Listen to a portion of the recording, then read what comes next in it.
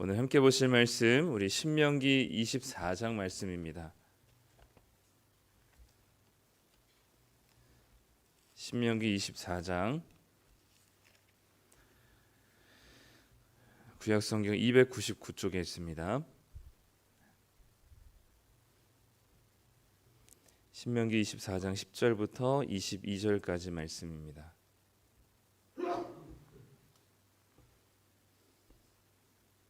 네, 우리 다 찾으셨으면 우리 한 목소리로 10절부터 22절까지 함께 읽도록 하겠습니다.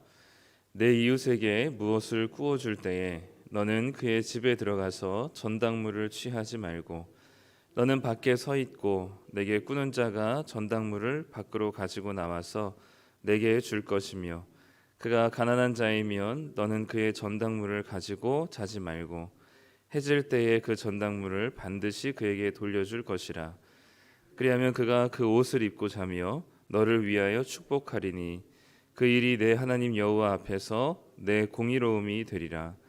곤궁하고 비난한 품꾼은 너희 형제든지 내 땅 성문 안에 우거하는 객이든지 그를 학대하지 말며 그 품삯을 당일에 주고 해진 후까지 미루지 말라. 이는 그가 가난함으로 그 품삯을 간절히 바람이라. 그가 너를 여호와께 호소하지 않게 하라. 그렇지 않으면 그것이 내게 죄가 될 것임이라. 아버지는 그 자식들로 말미암아 죽임을 당하지 않을 것이요 자식들은 그 아버지로 말미암아 죽임을 당하지 않을 것이니 각 사람은 자기 죄로 말미암아 죽임을 당할 것이니라. 너는 객이나 고아의 송사를 억울하게 하지 말며 과부의 옷을 전당 잡지 말라. 너는 애굽에서 종되었던 일과 내 하나님 여호와께서 너를 거기서 속량하신 것을 기억하라. 이러므로 내가 내게 이 일을 행하라 명령하노라. 내가 밭에서 곡식을 벨 때에 그 한 뭇을 밭에 잊어버렸거든 다시 가서 가져오지 말고 나그네와 고아와 과부를 위하여 남겨두라. 그리하면 내 하나님 여호와께서 내 손으로 하는 모든 일에 복을 내리시리라.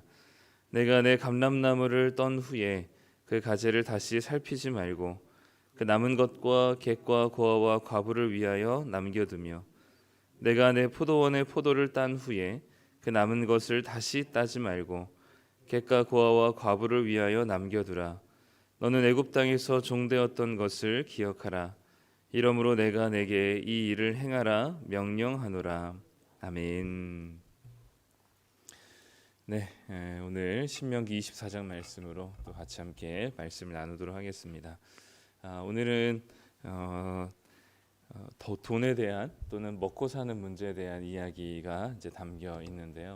특별히 이제 앞부분에 한 10절부터 16절까지는 이 갑과 을 중에 갑에게 을을 어떻게 대해야 되는지에 대한 이야기를 하고 있습니다. 채권자 채무자 이야기의 관계가 나오고 또 고용주와 피고용인의 관계가 나오고 또 이 부모와 자녀의 관계가 이제 나오게 되죠. 이제 이 앞부분에서 보여주는 이제 하나님의 이 정의 그리고 하나님의 공의에 대한 부분들 그리고 무엇이 죄가 되고 죄가 되지 않는지에 대한 부분들은 이 세상의 기준과는 좀 달라 보이긴 합니다. 이 하나님께서 신명기 말씀을 명령하시는 때가 우리가 잘 알고 있듯이 이제는 가나안을 목전에 두고 이제 가나안 땅 하나님께서 약속하신 땅에 들어가서 살 때에 어떻게 살아야 하는지에 대한 이야기를 하고 있잖아요. 마찬가지로 우리에게 이 말씀은 구원받은 자에게 하나님의 은혜를 받은 자에게 이제는 세상의 법칙과 문화와 방향이 아니라 하나님께서 말씀하시는 문화와 가치와 기준을 따라서 어떻게 살 것인가를 우리에게 말씀하고 있습니다. 그렇기 때문에 세상에서는 이렇게 이야기하는 것들 또 세상에서는 당연한 것들이 하나님 나라 안에서는 당연하지 않게 되고요. 또 세상에서는 아주 공의롭고 정의로운 이야기들이 하나님 나라 안에서는 굉장히 불의하게 느껴지기도 합니다. 그래서 우리는 이 세상에서 살고 있지만 이스라엘 백성들처럼 가나안의 문화를 따르지 않고 하나님이 말씀하신 기준을 따라야 하는 사람들로서 오늘 말씀은 우리에게 되게 많은 것들을 다시금 재고하게 하는 이야기들이죠. 사실 채권자 채무자 관계 속에서 돈을 빌려주는 사람의 입장에서 채권자는 당연히 담보를 잡아야 하죠. 그리고 할 수 있으면 이자도 붙여야만 합니다. 자기의 돈을 어쨌든 조금이라도 손해가 되는 상황들 속에서는 이자를 받고 또 대단한 담보물을 잡는 게 당연한 권리입니다. 채권자에게. 그것을 한다고 해서 누가 뭐라 하지 않죠. 그런데 하나님께서는 그 채권자에게 당연히 할 수 있는 권한을 하나님께서는 포기하도록 말씀합니다. 일단은 이자를 받지 말 것을, 이 본문은 아니지만 다른 본문에서는 형제들에게 돈을 꾸어줄 때는 이자를 받지 말라고 하죠. 거기에서 더 나아가서 담보물을 잡을 때 본인이 담보물을 결정하지 못하도록 합니다. 오늘 말씀에서 보면 돈을 꾸어줄 때 집에 들어 10절에 보면 내 이웃에게 무엇을 꾸어줄 때 너는 그의 집에 들어가서 전당물을 취하지 말라고 얘기합니다. 이웃에게 돈을 꾸어주는 거기 때문에 채권자와 채무자는 이미 알고 지낸 사이였고 관계가 형성되었죠. 아마도 서로 알고 지냈기 때문에 상대방의 경제적인 상황들, 집에 무엇이 있는지를 아마 잘 알고 있었을 것입니다. 그렇기 때문에 들어가서 어떤 것들을 전당물로 담보를 잡아야 할지를 너무나 잘 알고 있는 상태였죠. 그렇기 때문에 할 수 있으면 자기가 돈을 꾸어주는 이 비용만큼의 값어치가 되는 담보물을 잡고 싶어 하겠죠, 채권자는. 그러나 하나님께서는 그것을 채권자가 결정하지 못하도록 하십니다. 이 채무자가, 돈을 꾸는 사람이 들어가서 적당한 담보물을 가지고 채권자에게 건네줄 것을 얘기하죠. 굉장히 억울하죠. 채권자에게는 이게 무슨 이 날벼락 같은, 만약에 돈을 갚지 않으면, 만약에 내가 1억을 빌려줬는데 고작 담보물이 노트북 하나예요. 그러면 그것으로 대체가 되겠습니까? 근데 하나님께서는 그렇게 하시래요. 하라고 하십니다.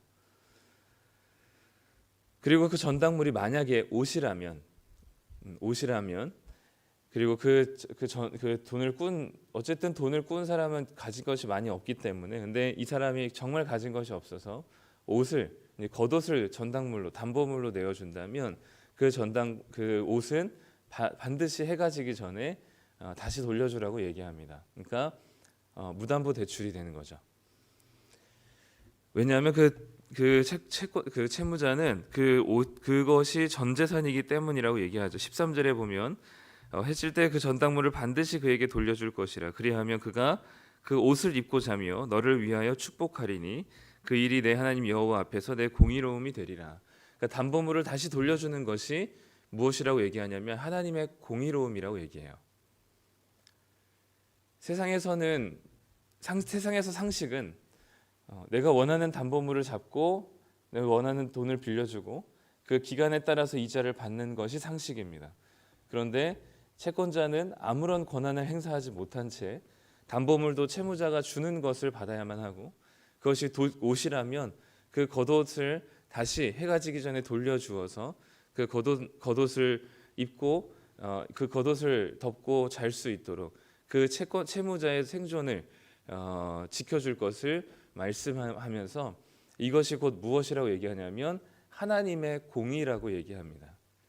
그러니까 세상에서 얘기하는 정당하고 공정하다는 것과 하나님 나라 안에서 공의롭다고 하는 것은 차원이 다른 것이죠. 이것은 신약 성경에서도 하나님께서 우리에게 분명히 보여주십니다. 눈에는 눈, 이에는 이가 정당한 상식인 세상에서 예수님께서는 오른편을 맞으며 왼편을 돌려대라고 말씀하시고, 그리고 원수를 사랑할 것을 말씀하십니다. 그러니까 10계명 정도의 그 문자적인 이해를 넘어서 하나님께서는 하나님의 백성들에게 살인하지 말라는 그 문자적인, 살인하지 않는 것이 세상에서 상식이고 선이지만 하나님 나라 안에서는 고작 그것이 선이 아닙니다. 살인하지 말라는 것은 미워하지 않는 것까지 확대가 되어야 되고요. 미워하지 않는 것을 넘어서 원수를 사랑하는 것까지가 주님께서 하나님 나라의 백성이 된 자들에게 말씀하시는 태도입니다. 그러니까 하나님 나라의 기준과 하나님 나라의 정의와 공의와 세상에서 얘기하는 의로움과 상식은 전혀 다른 의미인 것이죠. 그렇기 때문에 가나안 땅에서 하나님 나라의 백성으로 살아가야 될 이스라엘 백성들에게 하나님께서는 하나님의 공의로움은 이것이다라고 소개하고 있는 겁니다. 마찬가지죠. 우리는 채권자가 되는 경우보다는 채무자가 되는 경향이 훨씬 더 큽니다. 돈을 꾸는 입장이 되는 사람들이 더 많죠. 그렇기 때문에 이 채권자의 모습이, 채권자로서 우리가 마땅히 채무자에게 이런 식의 행위를 해야 될 경우들은 많지 않을 것입니다. 근데 중요한 건 무엇이냐면 하나님 나라 안에서 공의로움은 이러하다는 것이에요. 단순히 이 돈 문제뿐만 아니라 우리가 누군가를 대하는 태도와 누군가를 마주하는 관계 속에서도 우리는 하나님 나라 안에서 공의로움은 연약한 자를 돌아보는 것이 하나님 나라 안에서 공의로움입니다. 이것은 잘하는 것이 아닙니다. 이게 기준, 디폴트 값이라는 거예요. 이게 기본인 거죠. 이게 하나님의 공의로움인 것입니다. 그렇기 때문에 자기 옷밖에 담보로 내어줄 수밖에 없는 가난한 자라면 기꺼이 해지기 전에 그것을 마땅히 내어줄 때 그것이 채권자가 외투를 돌려주는 행위가 바로 하나님의 공의로움이다라고 얘기하고 있습니다. 그리고 그것이 왜 공의로움이 되냐면 13절에 보면 그 전당물을 다시 돌려받은 겉옷을 돌려받은 자가 어떻게 하냐면 그가 그 옷을 입고 자요. 그러니까 그것밖에 자신의 체온을 보호할 수 있는, 한마디로 얘기하면 자신이 머물 수 있는 주거 환경마저도 뺏지 않게 되는 것이 겉옷을 돌려주는 것이거든요. 그러니까 그것을 입고 자면서 너를 위해서 축복하게 되리니, 이 연약한 자가 자기의 당장에 입고 잘 것이 없는, 그러니까 당장에 지금 의식주 중에 주가 해결되지 않은 상황 속에서 주가 담보 잡혀 있는 거죠. 집이 담보 잡혀 있는 겁니다. 근데 그 집에 담보 잡혀 있는 집을 다시 돌려주는 거예요. 그래서 그 집에서 그 밤을 머물게 되면서 이 연약한 자가 이제 다시 이 자기의 채권자를 위해서 축복하게 됩니다. 그때 하나님께서는 이것을 가리켜서 공의롭다라고 여기신다는 거예요. 그러니까 연약한 자가 당장의 생계가 위협받는 자가 채권자에게 그 담보를 돌려받았을 때 채권자를 향해서 축복하게 될 때, 즉 하나님께서는 누구의 목소리를 들으시냐면 연약하고 당장의 생계가 위협받는 아주 연약하고 빈곤한 자의, 연약한 자의 목소리를 들으시는 하나님이라는 사실을 보여주고 있는 것이죠. 그가 채권자를 향해서 축복할 때 하나님께서는 이것을 공의롭다 여기시겠다라고 말씀하시는 거죠. 비슷한 이야기가 바로 뒤에 또 나옵니다. 고용주와 피고용인에 대한 이야기가 14절부터 15절에 나오는데 14절에는 곤궁하고 비난한 품꾼을 얘기합니다. 물론 품꾼 중에서도 다양한 사람들이 있겠죠. 좀 더 넉넉한 자들이 있겠고 가난한 자들이 있겠습니다. 그러나 가난한 품꾼을 얘기하는데 상식적으로 당시 품꾼은 하루 벌어 하루 먹고 사는 사람들을 얘기해요. 그러니까 하루 품삯을 위해서 살아가는 일용직입니다. 그러니까 품꾼은 당연히 비난할 수밖에 없고 가난할 수밖에 없죠. 그 사람이 하루 벌어 먹고 사는 것이 바로 그 가족의 생계랑 연결되기 때문에 하나님께서는 그 품꾼의 품삯을 미루지 말라고 얘기하십니다. 그러니까 미루는 것이 사실 당연한, 그러니까 임금 체불에 대한 이야기는 우리는 지금은 되게 당연하지 않지만 당시 고대 사회에서는 되게 당연한 이야기였습니다. 일을 시키고 이 임금에 대한 것을 다음 날에 주거나 또는 다른 형태로 주는 형태들이 굉장히 많았는데 하나님께서는 그것을 금지하십니다. 왜냐하면 16절, 15절에 보면 금품삯을 당일에 주고 해질 후까지 미루지 말라. 이것을 왜냐하면 가난함으로 그 품삯을 간절히 바람이라. 그가 너를 여호와께 호소하지 않게 하라. 그렇지 않으면 그것이 내게 죄가 될 것이라. 아까는 채무자가 채권자에게 축복을 하니까 그것이 곧 하나님의 의로움이 되었어요. 그런데 지금은 이 가난한 자가 품꾼이 그 품삯을 받지 못함으로 인해서 하나님께 호소하니까 그것이 곧 뭐가 되냐면 죄가 된다고 얘기합니다. 하나님께서는 이 의로움과 선과 악, 그리고 의로움과 죄악에 대한 기준이 하나님께서는 이 연약한 자의 목소리를 들으시는 거죠. 그래서 이 품꾼이 하루 벌어 먹고 사는 이 품삯을 받지 못했을 때 하나님께 호소할 때 그것은 곧 죄가 된다고 얘기합니다. 가나안 땅에서는 그것이 죄가 아니었거든요. 가나안의 문화 안에서는 그것이 죄가 아니었거든요.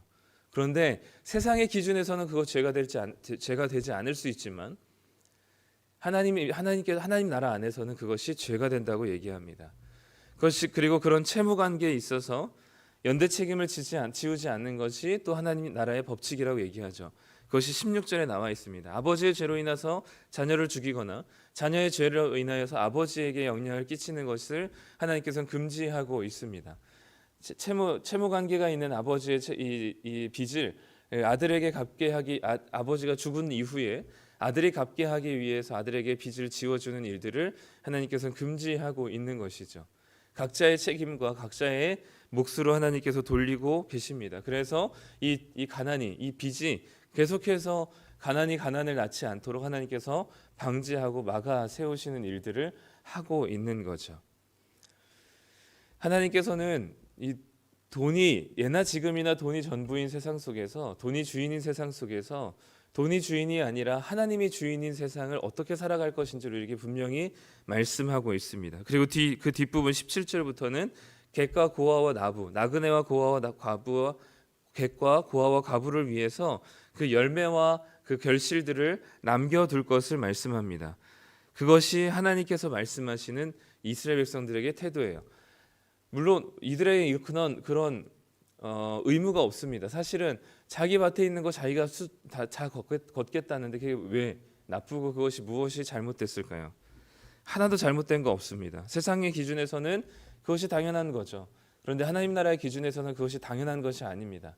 고아와 과부와 객을 위해서 일정 부분 자신의 토지에 있는 결실과 열매들을 남겨두는 것이 하나님께서 보시기에 가장 좋은 모습인 것이죠. 그것이 하나님 나라를 살아가는 자들의 정체성을 가진 자들의 모습인 것입니다. 그렇기 때문에 하나님께서는 이 땅에 이 가난이라고 하는 것, 또 돈이 없다고 하는 것이 물론 우리는 완성된 하나님 나라 또는 우리가 이 땅에서 영원히 살 것이 아니기 때문에 그 가난이 그렇게 뭔가 대수 같지 않게 느껴지기도 하고, 늘 우리가 돈이 없고 상황이 좀 어렵더라도 주님을 바라보면 믿음으로 가자, 이제 이런 이야기를 보통 일반적으로 많이 하는데, 사실 가난해 보지 않으면 그게 얼마나 사람을 힘들게 하고, 그리고 그 존재가 얼마나 무가치하게 느껴질 정도로 스스로가 살 수 없을 정도로 힘든지를 잘 모릅니다. 그렇기 때문에 하나님께서는 이 가난을 당연한 것으로 생각하게 하시지 않으세요. 그것에 있어서 하나님께서는 반드시 특히 이 객과 고아와 과부라든지 자기의 겉옷밖에 줄 수 없는, 담보로 줄 수밖에 없는 가난한 자라든지, 하루에 자기가 일한 만큼 품삯을 가지고 이 가정을 책임져야만 하는 품꾼이든지, 하나님께서는 그 가난하고 연약한 자들의 이 가난을 그냥 눈뜨고 보고 계시지 않으십니다.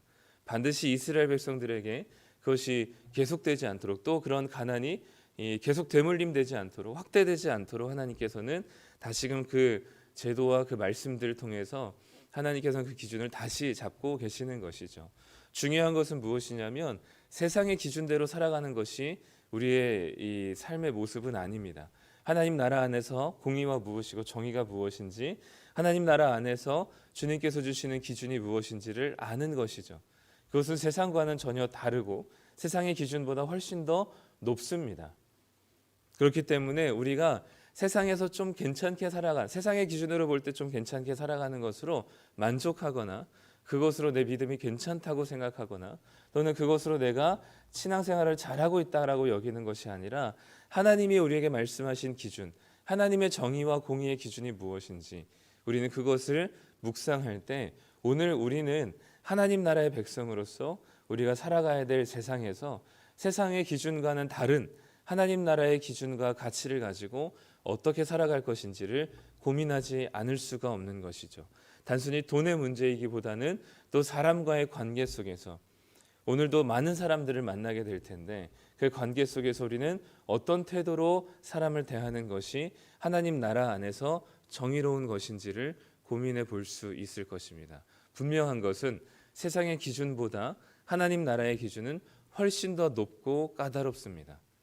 그리고 그 하나님의 나라에서의 정의와 공의는 세상에서 얘기하는 상식보다 훨씬 더 뛰어난 거죠. 오늘 하루도 우리가 연약한 자일 수도 있고요, 우리가 가난한 자일 수도 있고요, 또 우리가 마주하는 누군가가 가난한 자일 수 있습니다. 우리가 누군가를 마주할 때 하나님께서 주시는 우리의 기본적인 자세는 우리가 세상에서 기준이 아니라 하나님 나라의 기준입니다. 그렇기 때문에 오늘도 우리가 살아가는 세상 속에서 하나님께서 말씀하신 기준이 무엇인지를 바라보며 우리가 기꺼이, 우리가 마땅히 세상에선 이것이 우리의 권리이라고 할지라도, 내 권한이라고 할지라도 그것을 마땅히 포기할 줄 아는 것, 그리고 내려놓을 줄 아는 것이 바로 하나님께서 우리에게 말씀하신 하나님 나라의 기준입니다. 오늘 하루도 이 하나님께서 우리에게 말씀하신 하나님 나라의 기준을 가지고 살아내시는 우리 귀한 성도님들 되시기를 간절히 소망합니다. 기도하겠습니다. 하나님 감사합니다. 오늘 이 돈 문제 그리고 먹고 사는 문제에 대한 이야기를 하나님께서 말씀하셨습니다. 세상에서 보는 기준과 또 당연한 권리를 하나님 나라 안에서는 포기하는 것이 정의라고 얘기하신 하나님, 우리가 마땅히 주장해야 될 것들, 또 마땅히 내세워야 할 내 권한과 내 자격들이 아니라 마땅히 하나님께서 우리에게 주신 이 기준과 가치를 가지고 내려놓을 줄 아는 자들 되게 하여 주시옵소서. 내가 마땅히 행사할 권리들조차도 하나님께서 내려놓을 때 하나님의 정의라 말씀하셨듯이 오늘도 우리가 하나님의 공의를 따라 살아가는 자들 되게 하여 주시옵소서. 하나님, 우리는 우리의 것이 조금이라도 손해 나는 것을 우리는 보고 싶어 하지 않습니다. 내 감정이든 내 돈이든 내 마음이든 내 시간이든 조금이라도 손해 보는 것을 싫어하는 사람들입니다. 그러나 하나님께서 우리에게 주신 하나님 나라의 기준을 따라 기꺼이 우리의 것을 포기하고 내 것을 손해 볼지라도 당연한 것이라고 여겨졌던 것들을 하나님께 내려놓을지라도 하나님께서 주시는 공의와 또 하나님께서 주시는 기쁨 가운데 살아갈 수 있는 은혜를 더하여 주시옵소서. 그럴 때 이 나라가 또 이 교회가 하나님 나라를 경험하는 곳이 되게 하시고 주님의 은혜를 누릴 수 있는 곳이 되게 하여 주시옵소서. 오늘 하루도 우리를 하나님 나라의 백성으로서 살게 하는 그 정체성을 가지고 그 기준을 따라 살아가는 자들 되게 하여 주셔서 세상의 기준이 아니라 하나님의 기준을 따라, 그래서 주님의 말씀에 순종함으로 하나님이 우리의 주님이시라는 사실을 고백하며 살아갈 수 있게 하여 주시옵소서. 감사드리며 예수님의 이름으로 기도드립니다. 아멘.